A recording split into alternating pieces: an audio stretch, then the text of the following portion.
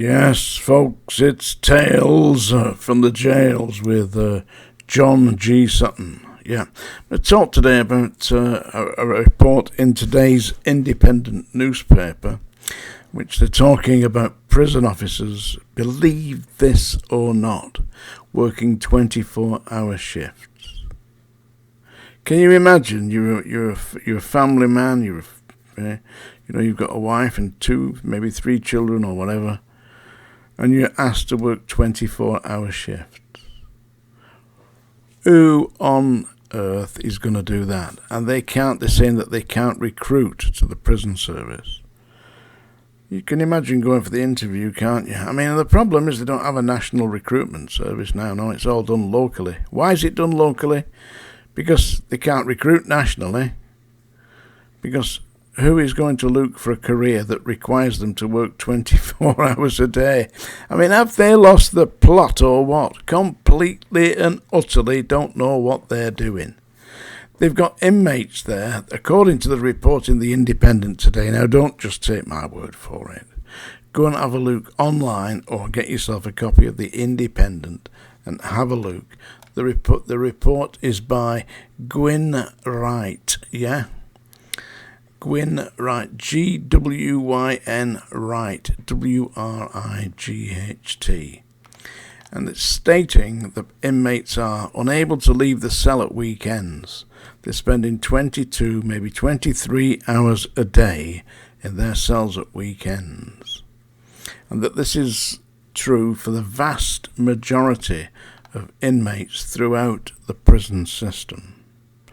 You've got HM Inspectorate of Prisons. They're stating, Charlie Taylor is the head of that, stating that they've conducted research in various prisons. I think they did about 15 prisons, and found that this was the case. The gymnasiums are not open. There's no staff. The libraries are not open. They're shut. There's no staff. There's no evening association, no weekend association.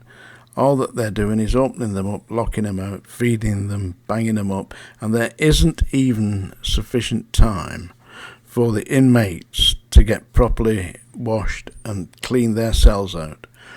So the poor inmates are living in squalor, and it's no good people out there saying, they're inmates, stuff them. The inmates, and who are these inmates? I'll tell you who they are. It's your brother, your uncle, your sister, your mother, your grandmother. That's who the inmates are. It's you and me. We're the people that are getting locked up. I mean, all right, not personally, but people just like us, our relatives. Seriously, when I was at Strangeways, I was at home one night and I got a telephone call, and it was from my uncle on my father's side. He said, my lad's in Strangeways. He said, what can you do for him? He told me his name. I won't tell you his name. But I said, all I can do is make sure he's all right, and that he doesn't escape. I was being a little bit facetious. I said, but I will make sure he's okay. And so the first thing I did was to put a paper in to the governor to say that my cousin was in Strangeways prison and that I intended to speak to him, and I handed that in to the chief officer. He said, yeah, that's all right. He said, thank you for notifying us, and off I went, and I went to see him, and he was all right, perfectly okay, big strong lad, in for violence, typical thing that seems to run in my family, but most of us tend to be law-abiding. This guy just banjoed somebody outside a club and hospitalised him. But they'd gone for him. He hadn't gone for them, but it's the luck of the draw, isn't it?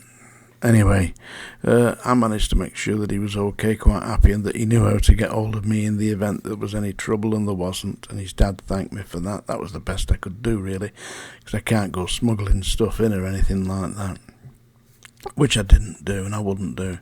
But anyway, that was way back then. I mean, what nowadays? I mean, back then, in the 70s, there used to be association at night, where a certain landing at a time would come down and have, play pool, play ping pong, have a chat amongst each other and make life worth living. At the moment, they're cramming people into the prisons, so that and there's people, apparently, according to this report in today's Independent, who cannot get emergency medical care. There's people who've got broken arms, broken hands, who can't get. And if you don't treat these with due alacrity, what happens is they become deformed, permanently deformed, so that they can't be set, and they can't get back. This is neglect on behalf of the Ministry of Justice. They're also, as I said, they're recruiting locally, so they can't recruit people who are looking for a career. So somebody's looking for a career. Say I was, 24, 25 again, and I was coming out the army, and I was thinking of looking for a career. I certainly wouldn't today be looking at the prison service. Can you imagine me saying to my wife, can you imagine you saying to your wife, come on, saying to your wife, I won't be home for a couple of days now, I'm working 24-hour shifts. And listen, don't delude that these people who are doing this are deluding themselves that they're getting good money. They're not. They're not getting sufficient money to make a difference to their lives. All they're doing is ticking over. If you're working 24-hour shifts in somewhere like, London, Milton Keynes, that area, the cost of living there and the price of housing is so astronomical that it'll just swallow your wages. When I worked at Wormwood Scrubs in 1975-76, my entire wage was insufficient to rent a single one-bedroom flat. And things have not changed. We are still in a position where prison officers are paid a complete pittance. So, as long as that pertains, you're going to have trouble recruiting staff. If you've got trouble recruiting staff, you won't be able to offer the inmates humane facilities. So what they're basically doing is, as Norman Brown once said, the jails are now little more than a human warehouse. And there we have it. Have a look in today's Independent newspaper. A prison service spokesman said, when it comes to releasing people, if we've not attempted to put them on some kind of rehabilitation program, what's going to happen to them? They've basically been locked up for 23 hours a day for, say, 18 months, 3 years, 4 years, something like that. They've completely lost their ability to function in society. So you're opening the door and slinging them out. Where do they go from there? Straight back to offending. The only people who make any money out of the criminal system are the lawyers and the people who are working in the criminal system. Criminals don't make any money out of it. We can't go into the reasons why there are so many crimes these days. Back in the 1960s, 1970s, people didn't have a great deal. We had a black and white television set and an old record player and loads of old 45s. I have still got my old 45s, probably about 1,000 of them, but mind you, now I've got a jukebox. But listen, people then didn't have a great deal, and they didn't want a great deal. People didn't have two cars in a family. It was unheard of. People just didn't have a car. The time's passing.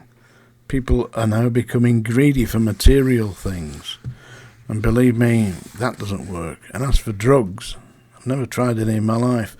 But if people want drugs, let them buy them through Boots the Chemist.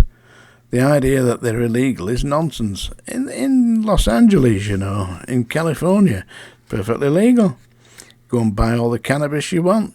Stuff it up your nose. Stuff it in your ears. They don't care. Smoke it. Turn it into oil. Drink it. They don't care. All that's happened is they're reducing the number of people that are arrested for possessing cannabis. They'll find something else, won't they? Anyway, that's the problem that I see it today. And the prison system, the prison service, HM Inspectorate of Prisons are realising that what we've got is a serious problem. and you shouldn't be locking people up for minor offences. You shouldn't be locking up for people for non-payment of fines. Sequester their wages. It's perfectly simple. They know how to do it, but they don't do it. They put people in prison. Why they put people in prison? It's to serve as a kind of reminder to you, to me, to all the people who are of the working class, that if you don't do exactly what you're told, then you're going into Strangeways jail, and you're going to get banged up 23 hours a day, and you won't have a pot to piss in. Oh, there you go. Anyway, it's now time for the song dinger. Yeah. Hope you're finding that my microphone's a little bit better. I don't know, my grandson had to work on it. It's the song dinger, folks. I'm going to sing this song. It's dedicated to Catherine and to Paula and to all those young ladies who watch this channel, and to Larry the Goat Herd, and specifically to Billy Goat Gruff. Watch out for that troll when you're crossing the bridge, yeah? Because I believe that the troll's going to try and eat you. Are you ready? I'm going to try and sing this now to the best of my ability, which ain't very good, as you know. This is it's a poem, really, put to music. The music's called Major Graham. That's the tune. But the song is an adaptation of the poem by Robert Burns, and it's A Red, Red Rose. This is for all of you Scottish ladies out there, and Catherine, of course. Are you ready? Oh, my love is like a red, red rose that's newly sprung in June. My love is like the melody that's sweetly played in tune. Unlike this song, Larry.